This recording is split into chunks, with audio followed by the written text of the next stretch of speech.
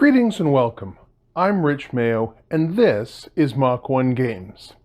I wanted to upload this video last week, but I got myself a new lapel mic, plugged it into my camera, and when I got upstairs from recording my video, I found that I didn't have any sound.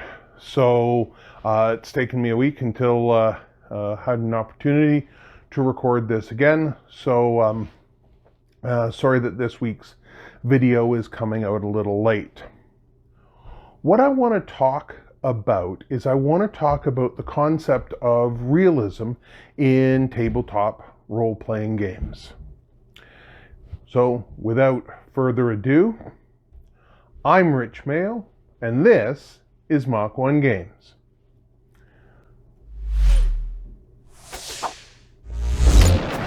When the topic of realism in role-playing games comes up, what I find the default approach seems to be is that people take the assumptions that the D&D or tabletop designers create, and then they test those hypotheses. They test those assumptions in some kind of real world setting, testing, does this seem true? Now, I'm not going to tell you that that's a silly thing to do. I'm just going to suggest that it is rather incomplete. So what you're going to see people do is they're going to lay out 5-foot squares on the ground, and they're going to see if something could be true. And so they're going to test that. But what they fail to do is they fail to examine, well, what else is true? What is... So if a person with a sword standing in the middle of a 5-foot square can control that area, if that is possible and sensible, what happens is a lot of people leave their examination there. They don't say, well, can 3 people occupy that? And what you get here is you get the universal problem with stopping too soon in your investigation. You have it's an intellectual laziness to not examine the other cases. Every martial art has a sport version. And when you introduce rules to any martial art, you start to see changes in the way that martial art plays in reality. So for instance, if you add judo is a good example of rules added to jiu-jitsu. Both aikido and judo, by the way, are branches of jiu-jitsu, jiu-jitsu being the parent art. And I would say that Brazilian jiu-jitsu is another branch off the Japanese tree, although a little bit more similar, but more refined in some directions. But anyhow, back to my judo point is, that was funny, there's an ippon, a point. That's what judo is looking for the big throw, the head over heels throw, the full ippon is what they play to. So they're not concerned with how they land on the ground or what comes next or defending against punches or any of those things. It's a game of hand fighting to get good control of the lapel and a good tie up, and then try to break balance, kazushi, get somebody pulling the wrong way, and then execute these beautiful throws. I'm not knocking judo. Those guys rock, okay? Those guys are awesome. Love those guys, right? But it is an incomplete fighting system. Judo is just one thing. Kendo, for example, is Japanese swordsmanship, but it's Japanese swordsmanship for points. It's focused on that first hit, and it's a strike more than it's a cut. They don't measure a cut. The three criteria of a good blow in kendo are ki, ken, tai, yell or spirit, sword, ken, the actual sword that you're hitting with, and tai, that the body's moving forward. So those three things, that's the point of kendo. And you declare your target, and you strike the target, and you move through. And it's not swordsmanship. It's not the same as the full martial art. Last example, karate. In sport karate, the winner is the first person to score a point. And it's starting to look more like Taekwondo, because as you take out some techniques, you make some things illegal for safety reasons, for good reasons, it begins to warp. There's less focus on, well, what comes next. And that's the thing is, whenever you terminate something, say, okay, we were going to the first point, oftentimes there's the follow-up and the afterblow and all kinds of things. And people can talk about the afterblow and things as it relates to European fencing, etc. But what my premise is here is that as you introduce rules, you introduce changes, you begin to shape, and you begin to curtail what kinds of experiences you can have. And this is my thing with tabletop role-playing games. So hang on for this. So just because I can lay out a 5-foot space and say it makes sense that I can control this, and listen carefully to what I'm saying, that I can control a 5-foot space with a sword and a sword-like object, then the tabletop designers, they get off their horse too soon and they write down a rule and they miss the point. Yes, you can, but it is not the limit of what can happen. And it's semantics to start arguing over these overly granulated, under-granulated schemas, because take, for instance, a longsword. A longsword in Dungeons and Dragons does not have the reach property, and neither does a 2-inch punching dagger. They do not fit into the same paradigm when it comes to reach. A two-handed sword has significantly more reach than a punching dagger.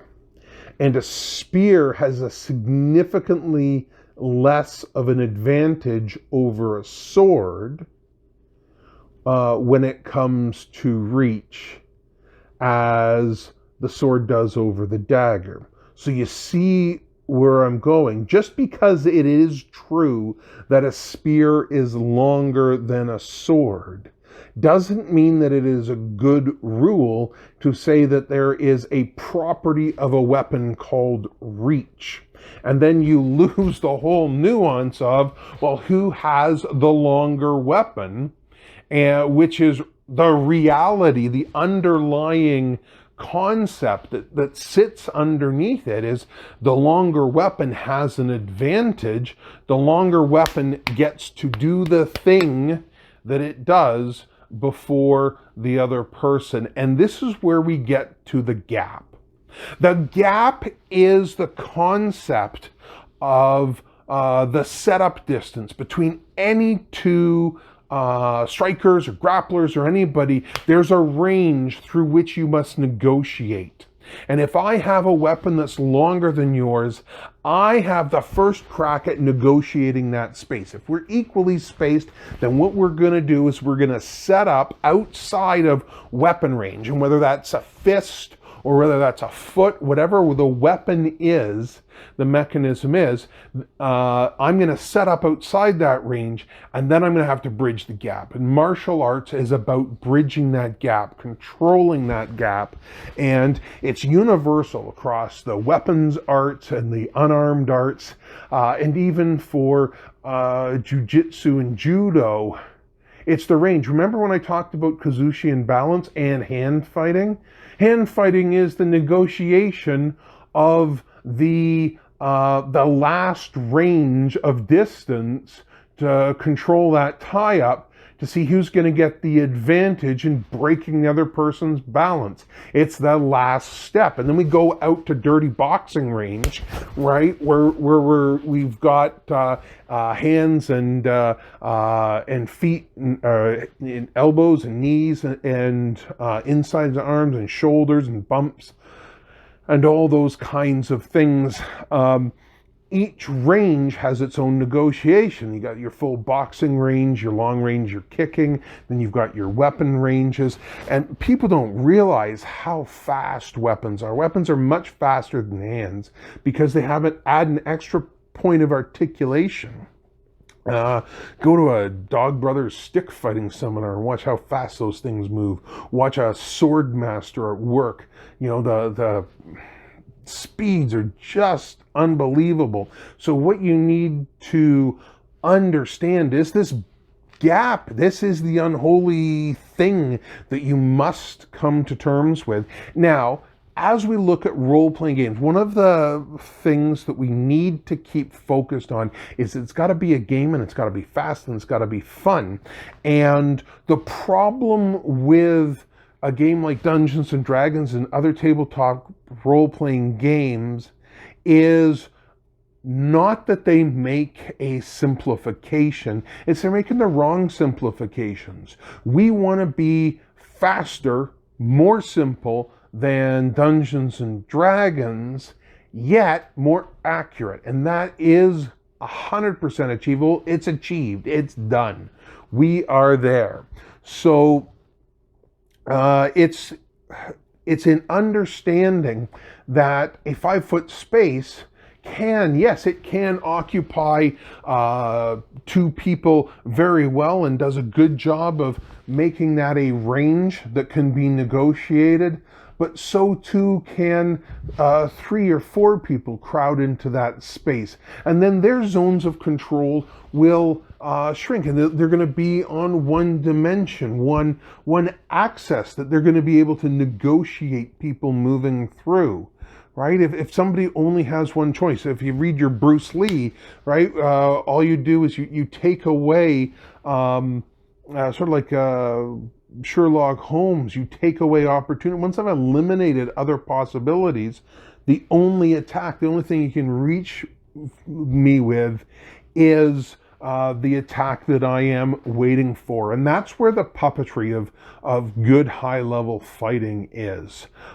Just like a judo or judo practitioner will push or apply pressure in a direction only to elicit a response in their partner, and the response, if it's a beginner, will be over extreme, will pull themselves out of position, and then by flowing with it and adapting with it, then you're going to work your technique.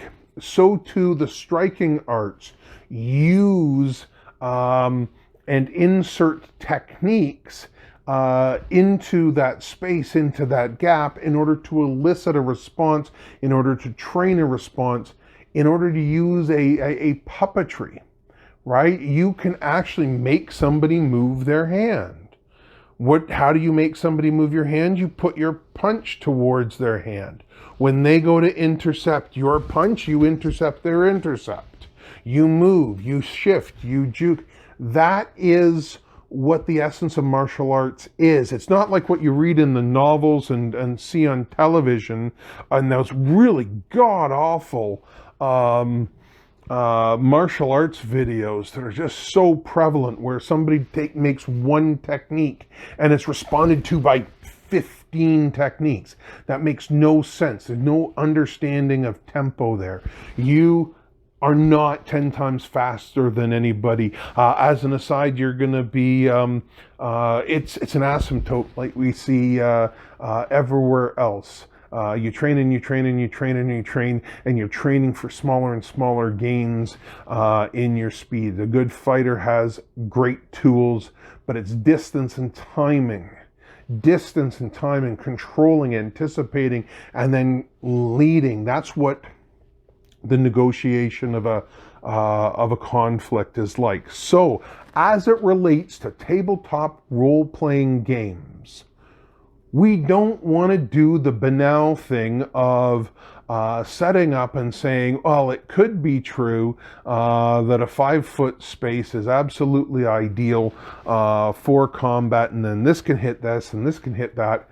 You're building on sand there. You have to have a grid size, and 5 foot is absolutely fine. It makes sense. I got no problem with that. Let's do that. That's what all the miniatures are based on, etc., etc. But we need space in order to move, because the battlefield breathes just like a human breathes. It expands and contracts, expands and contracts.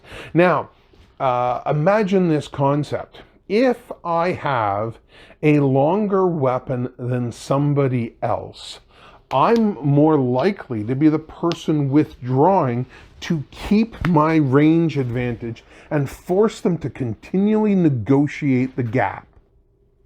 If I have the shorter weapon, I must be pressing forwards, sometimes on the angles, in order to take that space from you. This is a fact. Once you have that on the battlefield and your rules now support that this must happen in order for us to model what's going on, you're going to see your breathing battlefield, especially as you get multiple players upon the battlefields. It becomes very important to understand the mechanisms that are involved. People have a speed at which they're moving. They set up. Range is the negotiation between the weapons, and weapons have advantage at certain range. A sword is better at close range than the spear. The spear is better at the outer range. So the spear's advantage is nullified as you move in, and that's why daggers existed on the battlefield, right? Not because they do D4 damage or some stupid nonsensical thing like that. Daggers can kill. A dagger is hard to nullify, especially in a grappling scenario. You need to control both somebody's hands in order to prevent them from taking out a rondel dagger and driving it through a spot in your plate, if we're talking about a fantasy scenario, or an ikuchi if we're talking about a Japanese bushido system. So where I'd like to leave this video is, just because something is true and sensible from a certain perspective does not mean that you should build from it if it's not extensible, if it's not something that's true from all perspectives, because then what you're doing is you're cutting things out of your core system.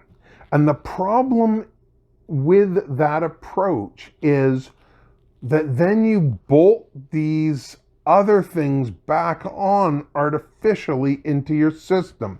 This is where the tabletop role-playing game designers go wrong.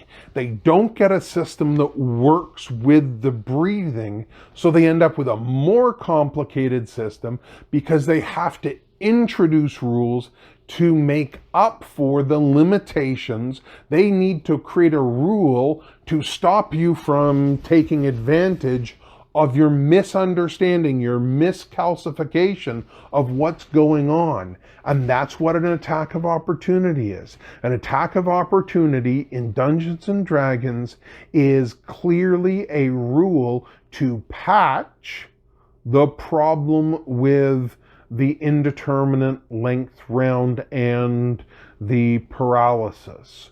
That rule, the grappling rules, are not organic to the system. They are a bolt-on afterthought. Now, they've tried to paint them in the same color, but they're not the same. And this is why, and what I'd like to do is I actually want to run through some of the test play scenarios with a new set of rules, and then I'm actually going to post not only some of the test play videos online, but what I'd like to do is post some of the test play scenarios, make available to anyone who wants to go through them. Here's a test play scenario. I'll send it out to you, run through it, and you'll get a sense of it. The first one coming out will be a game of Rots Orball. It's played with buoys and floats and nets in these medieval fishing villages with paddles and oars banging around a float. But it gives you a chance to use some of the mechanisms, the movement, the fatigue, the striking, the body checking, the pushing in a trial scenario. And then we'll go into some of the other scenarios down the road. So I will try and get a second video out this weekend. We've got Riverfest Allura, and it's Deacon's first birthday on Sunday, so we've got a lot going on. So no promises, but I'd love to get it out, second one out for you guys. Thank you so much for watching. If you haven't subscribed, please subscribe. And if you have any thoughts or ideas for what I'm talking about, please leave some comments and keep the discussion going. Thank you very much, and have a great day.